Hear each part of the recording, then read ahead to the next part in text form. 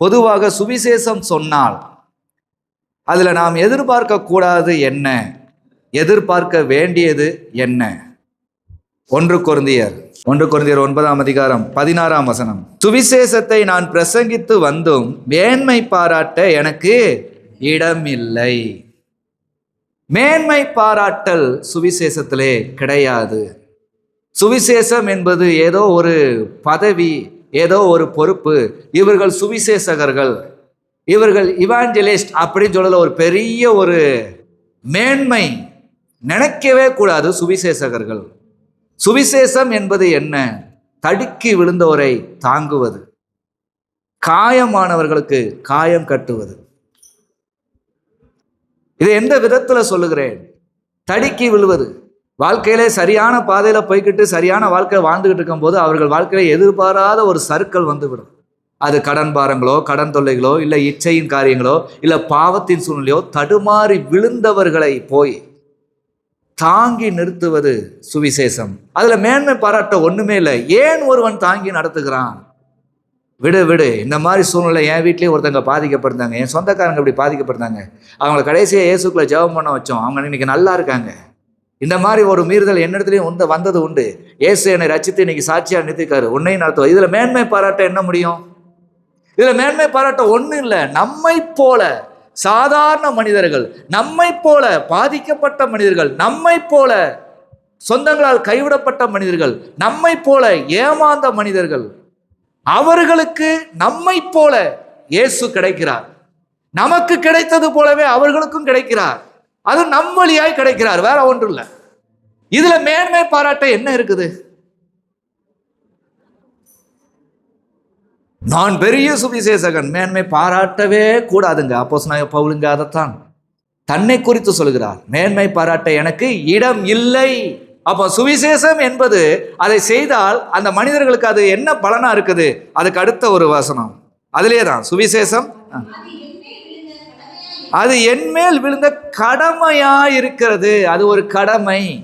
பெற்றாருக்கு பிள்ளைகள் ஆற்ற வேண்டிய கடமை, பிள்ளைகளுக்கு பெற்றார் ஆற்ற வேண்டிய கடமை, சொந்தங்களுக்கு உறவுகள் ஆற்ற வேண்டிய கடமை. அது ஒரு கடமை. இயேசுதான் எனக்கு எல்லாம் என்று ஒருத்தர் ஏற்றுக்கொண்டு இயேசுவின் வழியாய் ரட்சிப்பை பெற்று சாட்சியாய் வாழ்கிறவர்கள், அவருடைய சொந்தங்கள், இயேசுடைய சொந்தங்கள் இந்த உலகம் முழுவதும் இருக்கிறாங்க. நாமும் ஒரு காலத்தில் இயேசுவை அறியாதிருந்தது போல அவர்களும் அறியாமல் இருக்கிறார்களே தவிர, அவர்களுக்கு அறியக்கூடிய ஒரு காரியத்தை நாம் தெரிவித்து கொடுத்தோமானால் அவர்களும் இயேசுவின் சொந்தமே. அப்போ அது நம்ம மேல விழுந்த கடமை. ஏசப்பா அவ்வளோ பெரிய ரகசியத்தை ரட்சிக்கப்பட்ட இயேசுவின் பிள்ளைகளுக்கு சொல்லி கொடுத்துருக்கிறாரு. ஏப்பா, இது நீ மட்டும் திருப்தியா இருக்கிறதுக்கு இல்லை, அடுத்து உன் குடும்பம் திருப்தியா இருக்கணும்ல. இன்னைக்கு ஏசப்பா நீ கூப்பிடுற, நான் உனக்கு பல காரியங்களை சரி பண்ணி கொடுக்குறேன், நீ சரியாகிற, வாழ்ந்து காட்டுற, சாட்சியா நிற்கிற, படிக்க வச்சேங்கிற, வேலைக்கு அனுப்புனேங்கிற, சம்பாதிக்க வச்சேங்கிற, வாழ்கிறேங்கிற, எந்த ஒரு இக்கட்டிலும் என்னை இயேசு காப்பாற்றி விடுவாங்க. உன்னை மட்டும் காப்பாற்றதுக்கா நான் உன்னை படைத்தது போலதான் நான் எல்லாரையும் படைத்திருக்கிறேன் என்கிற கடமை தெரிந்தவர்கள் தேவ பிள்ளைகள். சுவிசேஷம் என்பது கடமை. அது நம்ம கூட பிறந்தவங்களுக்கு மட்டும்தான், என் குடும்பத்துக்கு மட்டும்தான். என் குடும்பம்னா நான் ஒரு விதமா நேசிப்பேங்கிறவங்களுக்குலாம் இல்ல, ஒரே விதமா நேசிக்கிறவர்களுக்கு கொடுத்த ஒரு கடமை. அது நம்மேல் விழுந்த கடமை. அதை இன்னும் அழுத்தமாக சொல்லணும் ஒவ்வொருத்தரும், அது என் மேல் விழுந்த கடமை. அது ஒரு கடமை. இந்த கடமை ஆற்றவே இயேசு என்னை ரட்சித்திருக்கிறார். நான் இன்று பாடுவது, நான் இன்று துதிப்பது, நான் இன்னைக்கு மனமகிழ்ச்சியா இருப்பது, எனக்கான எல்லாவற்றையும் இயேசு சந்திப்பது எல்லாம் எதற்கு? என்னை போல இயேசுவின் சொந்தங்கள் அநேக பேர் இருக்கிறார்கள். அவர்கள் எனக்கு அறிமுகம் இல்லாதவர்களாக இருக்கலாம், அவர்கள் என்னுடைய சொந்தமா இல்லாமல் இருக்கலாம், அவர்கள் நான் அறிந்த ஒரு கூட்டத்திலே இல்லாதவர்களாகவும் இருக்கலாம். ஆனால் இயேசு அவர்களை படைத்திருக்கிறார். அவர்களுக்கு நான் செய்ய வேண்டிய ஒரு கடமையை இயேசு என்னிடத்தில் கொடுத்திருக்கிறார், நம்மிடத்தில் கொடுத்திருக்கிறார். அதுதான் சுவிசேஷம். சுவிசேஷம் நம்மேல் விழுந்த கடமை. நாம் எல்லாரும் நல்லா இருக்கணும். ஆகவே சுவிசேஷம் நம்ம மேல் விழுந்த கடமை. அதை பலன் எதிர்பாராம செய்யணும். அதுக்கடுத்த காரியம், சுவிசேஷத்தை நான் பிரசங்கியாதிருந்தால் எனக்கு ஐயோ. சுவிசேஷத்தை நீங்கள் பிரசங்கிக்கவே இல்லை என்றால் உங்களுக்கு ஐயோ. சபையிலே தேவனுடைய வார்த்தை இறங்கி உங்களை உணர்த்துக்குது. உங்களுக்கு கிடைச்ச நேரத்தை கொஞ்சம் நடந்து கொடுங்க, உங்களுக்கு கிடைச்ச நேரத்தை பயன்படுங்க. ஆண்டவர் தான் சொல்றாரு, அவர் வாட்டுக்கு சொல்றாரு, நமக்கு என்னன்னு இருக்கீங்க. உங்களுக்கு ஐயோ, உன்னை ஆண்டவர் மனம் திரும்பியிருக்காருங்க அடையாளமே உன் வாயிலான ஒருத்தர் மனம் திரும்புவதுதான். உன்னை போல கோடிக்கணக்கான மனிதர்களை தேவன் பூமியில படைச்சிருக்கிறார். உனக்கு சொல்ல ஒருவன் இருக்கிறான், நீ யாருக்கு சொல்ல இருக்கிற? சுவிசேஷம் என்பது இல்லாத ஒன்றை ஒருத்தனுக்கு கொடுக்கிறது இல்லைங்க, தான் அடைந்ததை கொடுப்பது. பவுல் தான் அடைந்ததை உலகத்துக்கு கொடுத்தார். அவர் என்ன அடைந்தார்? உலகத்தில் இயேசு என்பவர் தெய்வமே இல்லை, அவர் ஒரு சாதாரண மனிதன். அவரை எங்களுடைய நியாயப்பிரமாணத்தின்படி அவர் தன்னை தெய்வம் என்று சொன்னார், தன்னை தேவனுடைய குமாரன் என்று சொன்னார் என்று பொய்சாட்சி சொல்லி அவரை சிலுவையில் அறைந்து கொன்று விட்டோம். அவர் இல்லை, இனி அவருடைய பெயரை சொல்கிற ஒருவனும் இருக்கக்கூடாது என்கிற கொள்கையோடு சுற்றின ஒரு மனிதர் பவுல். அவரை இயேசு சந்தித்தார். என் ஜனங்களை நீ அடிக்க யாரு, என்னை நீ துன்பப்படுத்துகிறாயே என்று முகமுகமாய் பேசினார். அதை கேட்ட நாளில் உணர்ந்த பவுல், நான் என்ன செய்ய சித்தமா இருக்கிறேன்னு ஒப்பு கொடுத்து, நீ என் நாமத்தை மகிமைப்படுத்த முடியாது அவனை தேர்ந்தெடுத்தேன், நீ போய்கிட்டே இரு, நான் உனக்கு சொல்வதெல்லாம் செய்யின்றாரு. அதன்படி கடைசி வரைக்கும் செய்து முடித்தார். அவர் உலகத்தில் வைத்து விட்ட சாட்சி, எந்த இயேசுக்காரர்களை நான் துன்பப்படுத்த போனேனோ அதே இயேசுக்காரர்களுடைய தெய்வமாகிய இயேசு என்னை சந்தித்தார், அதற்கு நானே சாட்சி என்று நின்றார்.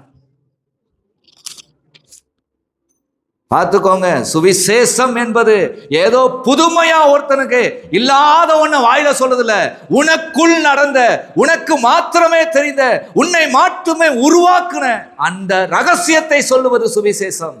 உன்னை போல அநேகர் இருக்கிறார்கள்.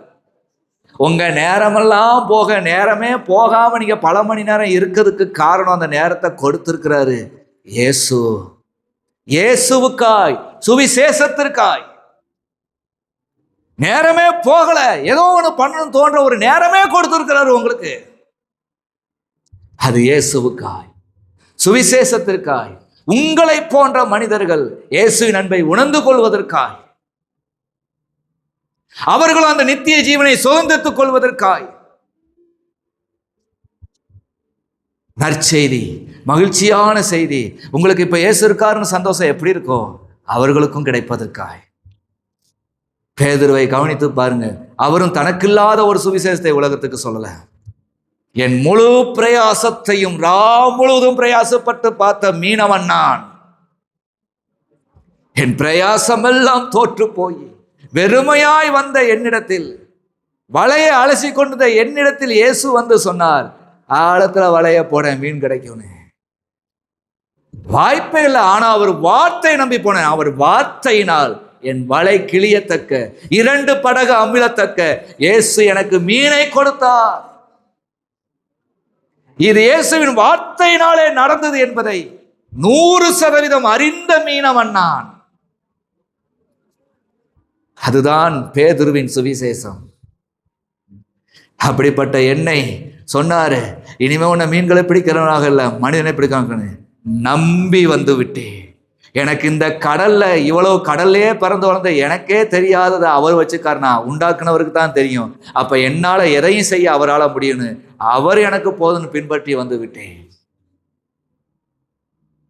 என்னை என்ன பண்ணுனா என்ன? என்னை சிறைச்சேதம் பண்ணுவியா? என்னை அடிப்பியா? என்னை என்ன செய்வ? என் இயேசு சொன்ன வார்த்தையை மாத்திரம்தான் நான் செய்வேன். ஏன்? அவர் எனக்கு ஆழத்தில் மீனை கொடுத்தவர். இருக்கிற கடலில் இல்லாத மீனை எனக்கு கொடுத்தார். நான் எப்படி விடுவேன்? பாருங்க, லேவி ஆயத்துறையில் வேலை பார்த்து கொண்டிருந்த லேவி, ஏன்னா ரோம பேரரசு யூதர்களுக்கு அதிகமான வரி வசூல் பண்ணினது. ஆனால் இவன் இந்த தொழில் எவ்வளவு தவறு. நம்முடைய ஜனங்களுக்கே நாம் வரி வசூல் பண்றோமே, நம்முடைய ஜனங்கள்கிட்டே நாம அநியாய காரியத்தை பண்றோமே, நமக்கு சம்பளம் கிடைக்கிறதுனால எது வேணா பண்ணலாமான்னு உள்ளத்தில் குத்தப்பட்டு இருக்கிறவனை இயேசு போய் சந்தித்து அவனை அழைத்தார். என் பின்னே வா என்று. அன்றைக்கே அவன் அதை விட்டு விட்டு வந்தானா. நான் பெரிய ஆபீஸ்ல வேலை பார்க்குற ஆண்டவரே, நான் எப்படி இருக்கிற ஆண்டவரே? இல்லை, இருந்தாலும் உன் குலத்துக்கு எதிராகத்தான் நீ இருக்கிற. அது உன் உள்ளத்துல குத்துது, என் பின்னே வா, உன்னை எப்படி மாத்துறேன்னு உன்னை அவன் உடனடியாக எந்த கேள்வியும் இல்லாம விட்டுட்டு இயேசுவை பின்பற்றினான். இன்னைக்கு நீ என்னதான் இருந்தாலும், பாவத்தொழிலா இருந்தாலும் அதிகாரமா இருக்குன்னா சந்தோஷமா இருக்குல்ல? இதுல இவ்வளவு பாவம் நடக்குதுன்னு சொல்லி வெறுக்கிறியா? உனக்கு கிடைத்த இந்த நாளிலான நீ மனம் திரும்பு, சுவிசேஷத்துக்கான பாரம் எடு, ஒரு நாளாவது ஆண்டவருக்காக நடந்து பாரு. எத்தனை பேர் உன்னை போல வேதனை கிடக்கிறவங்க இருக்காங்க. இன்னைக்கு நீ வேதனை நீங்க வாழ்ற, அவங்களுக்கு இயேசு இல்லையே, இயேசு இல்லையே, இயேசு இல்லையே. அவ்வளவு தெரிஞ்ச நீ அவன் பொருள் வேணும், அவன் வேணும், அவங்களோட சுத்துறது வேணும், இயேசுவை கொடுக்க மனசு இல்லையே. இயேசுவை கொடுத்து பாரியா. சுவிசேஷத்தை விரும்புகிறார் ஆண்டவர். இது சுவிசேஷ ஆராதனை கூட்டம். நீ சுவிசேஷம் சொல்லி ஆண்டவர் ஆராதிக்கிறோம். இயேசு உங்கள் வழியாய் அநேகரை ரட்சிக்க விருப்பம் கொண்டிருக்கிறார். நற்செய்தி எங்க இருக்குது? உங்களுக்குள்ளே இருக்குது. இயேசு என்னை ரட்சித்தார், முற்றும் என்னை மாற்றினார், சந்தோஷம் என்னில் பொங்குதே என்கிற பெரிய நற்செய்தி நீங்க இருக்குது. நீங்க தான் அந்த நற்செய்தி. அந்த நற்செய்தியாய் நில்லுங்கள். சுவிசேஷம் பரவட்டும், சுவிசேஷம் பரவட்டும். ரட்சிப்பது இயேசு, அவர் பார்த்துக்கிடுவாரு. ஏன் நமக்கும் சொல்லதான் வந்தாங்க, நம்மளை ரட்சிக்கலையா? நம்ம மேல் விழுந்த கடமையை நாம் செய்வோம். ஆண்டவர் அற்புதத்தை அடையாளத்தையும் அவர் செய்வார். இயேசுவின் உபதேசத்தை கேட்குறீங்க, இயேசுவின் உபதேசப்படி நடக்கிறீங்க. அதுல ஒரு உபதேசம் தான் ஒண்ணு, உலகமெங்கும் போய் சகலரையும் சீசராக்குங்கள் சொன்னது அவருடைய சுவிசேஷத்தை தான் ஒண்ணு, அந்த உபதேசம் தான் ஒண்ணு. அதையும் பண்ணி பாருங்க, அற்புதம் அடையாளம் தன்னை போல நடக்கும். இயேசு ரட்சிக்கிறவர். என்னை ரட்சித்தது உண்மை, ஆனால் நான் பார்க்கிற யாரையும் இயேசு ரட்சிப்பார். அதுக்கு நான் தான் சாட்சி. நீங்களும் அப்படிப்பட்ட சாட்சியாய் மாறுங்கள். இதுதான் சுவிசேஷ ஆராதனை. சுவிசேஷம் நம்மீது விழுந்த கடமை, கடமை, கடமை. சுவிசேஷத்தை பிரசங்கியாதிருந்தால் நமக்கு ஐயோ. உணர்ந்து செயல்படுவோம். கர்த்தர் பெரிய காரியத்தை செய்வார். கர்த்தர் தாமே உங்களை ஆசீர்வதிப்பாராக. ஆமென்.